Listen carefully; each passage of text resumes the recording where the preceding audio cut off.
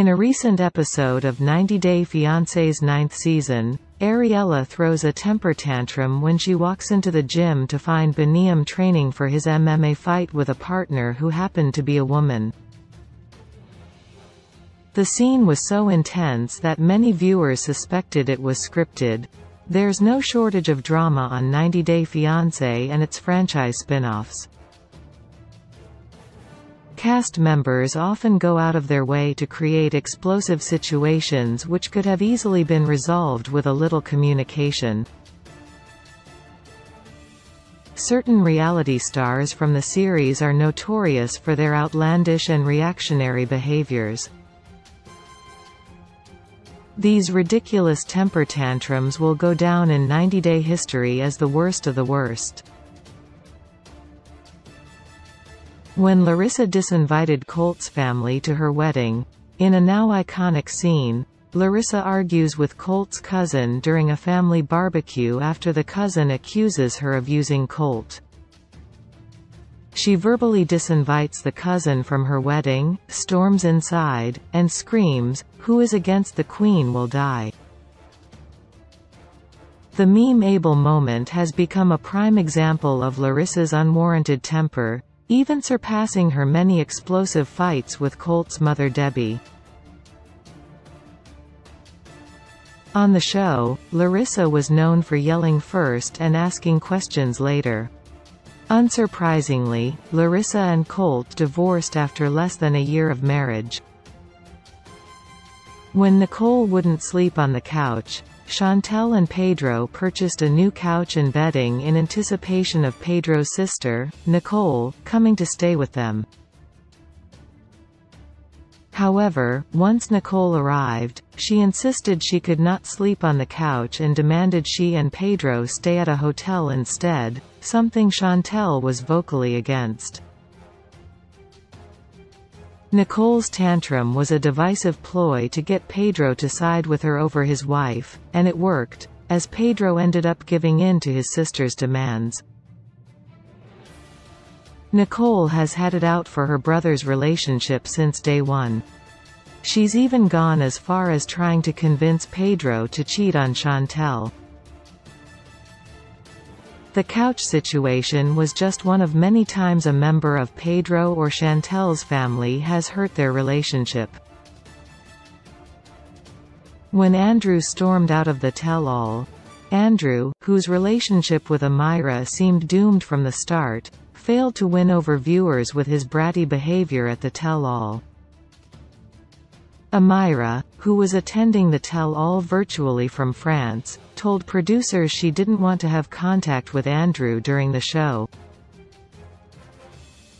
Producers respected Amira's wishes and explained the situation to Andrew, who became enraged, dramatically walked off set, and demanded a ride home stating, "This is not acceptable to me and this is unfair."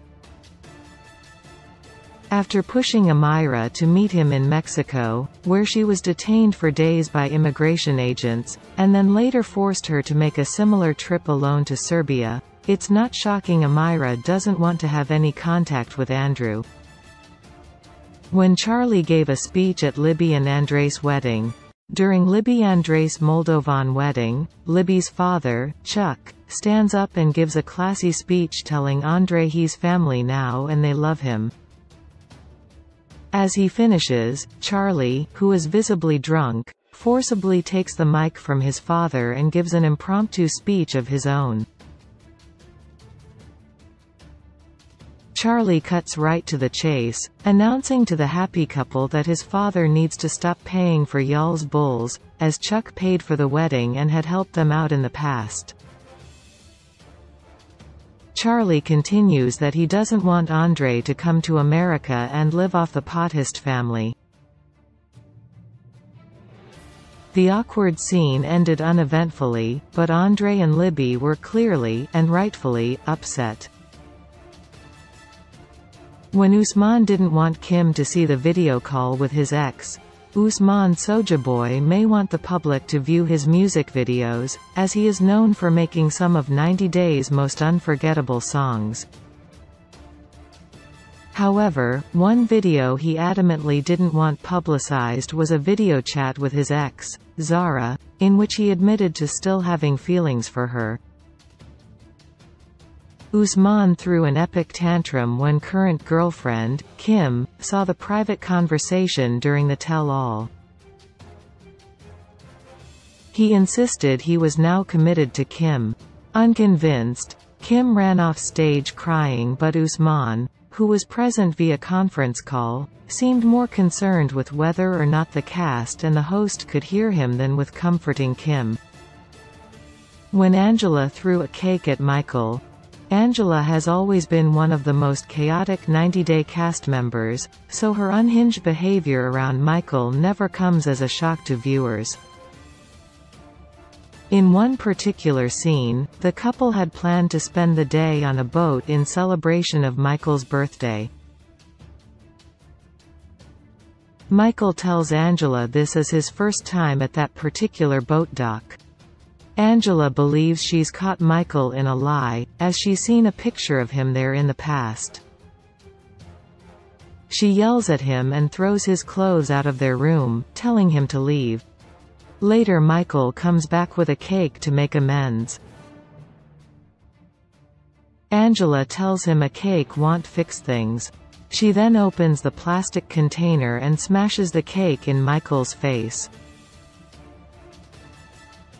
When Natalie thought Mike was killing fish, Natalie and Mike had different values and lifestyles from the start, and were constantly getting into arguments for the most insane reasons.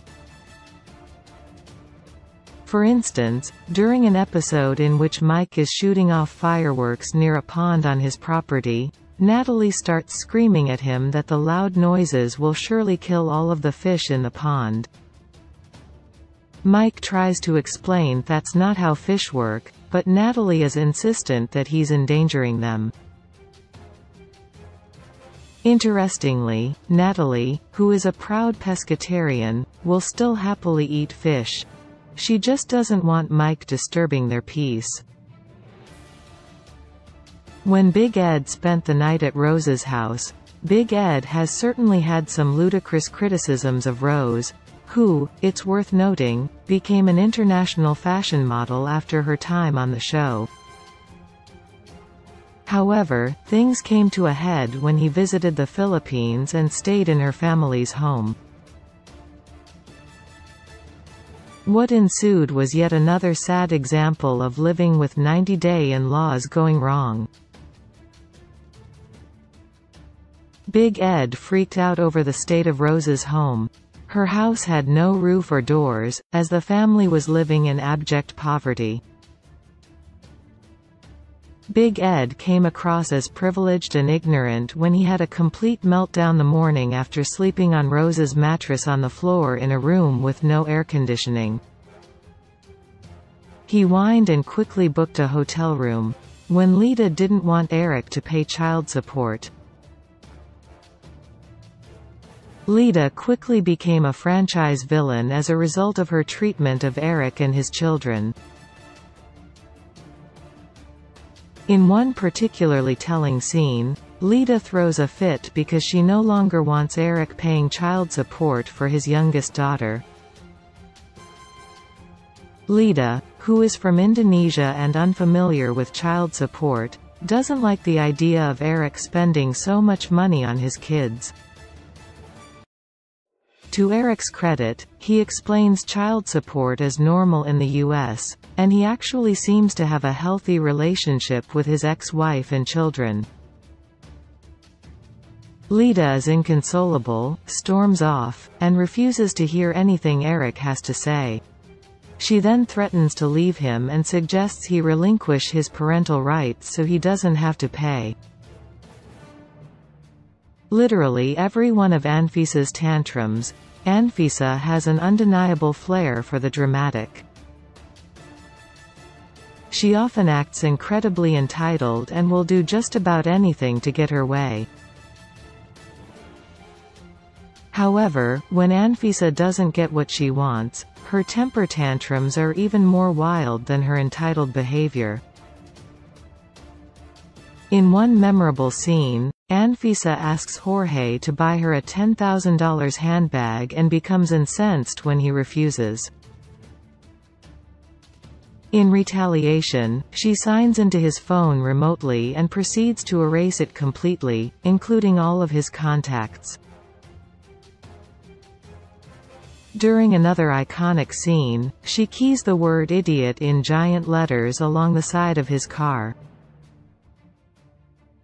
The couple has since divorced.